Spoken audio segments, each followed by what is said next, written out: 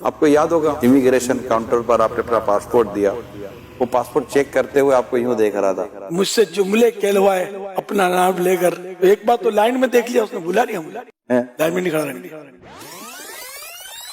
صلو علی النبی، یہ دعوت درود جو ہے یہ کیسے کچھ چل وہ سفر مدینہ میں دیکھا تھا کہیں کہیں صلی علی سائن النبی بورڈ اب چھوٹے نہیں وہ گاڑتے ہیں زمین پہ روڈوں پہ، وہ صلی علی النبی لکھا ہوتا تھا، نبی پر درود بھیجو. میرے کو یہ ذہن میں بیٹھ گیا کہ صلو علی الحبیب لکھا ہوا ہے، بعد میں یہ بھول گیا میں. تو میں نے ایک بار اپنے ہفتہ وار اجتماع میں شاید فیضان مدینہ میں میں نے کہا کہ یہ میرا جی چاہتا کہ میں صلو علی الحبیب بولوں نا، آپ صلی اللہ علیہ محمد بولے، میرا دل کرتا ہے. واہ، اس طرح کر کے میں نے وہ بولنا شروع کیا، اور یہ اللہ نے بس ایسا کرم فرمایا، اس کو مقبولیت حاصل ہوئی کہ اب الحمدللہ دنیا بھر میں یہ صلو علی الحبیب ایک یعنی کہ سنیوں کی انفرادیت ہو گئی ہے. آپ کو یاد ہوگا ہم جب عرب امارات سے ایئرپورٹ سے واپس آ رہے تھے کراچی، امیگریشن کاؤنٹر پر آپ نے اپنا پاسپورٹ دیا، وہ پاسپورٹ چیک کرتے ہوئے آپ کو یوں دیکھ رہا تھا، پھر پاسپورٹ چیک کرتا آپ کو یوں دیکھ رہا تھا، پھر پاسپورٹ کا کیا کہتا ہے،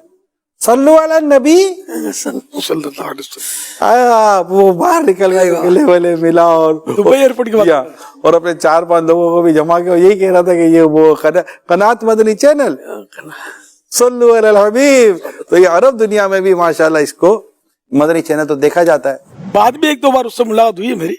تو ایک بات تو لائن میں دیکھ لیا، اس نے بلا لیا مجھے، لائن میں نہیں کھڑا رہنے دیا. ماشاءاللہ. اور میرے ساتھ غالباً سیلفی مجھ سے جملے کہلوائے اپنا نام لے کر، عقیدت مند عقیدت مند ماشاءاللہ.